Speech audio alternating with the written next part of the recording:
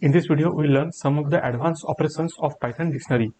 So I will give a markdown advanced operations of Python dictionary. So let's mark down the problem which we will solve. That is, we will have a dictionary and we will group the keys with respect to the values. First, we will create a dummy dictionary, that is data equal to let's say we will have India, continent is Asia, then we will have Canada, it belongs to North America,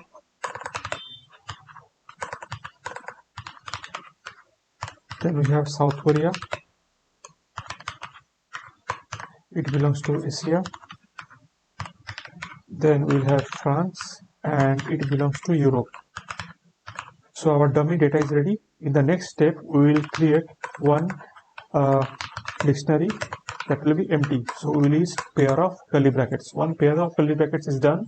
Once we have created a new dictionary, then we will iterate over the key value pairs of our dummy data. So for iterating over key value pairs, we will use for loop. We will have key value in data.items. Once this is done, we will use if clause to check that continent is already there in result. Okay, if it is there or not. If it is not there, then we will have a new entry. So first I will construct that if clause. So if clause will look something like this: if value not in result dot keys. If it is not there, we will convert that key into a list.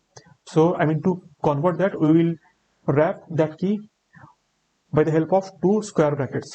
Once this is done, then we will use our empty dictionary and we will use the value as our key.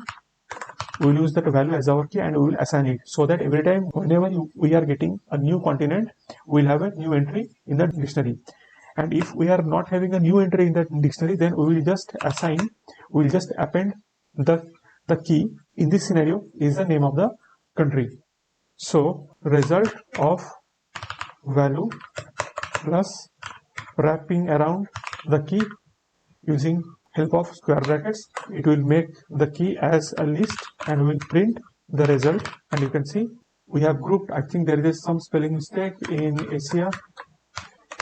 Now you can see we have grouped successfully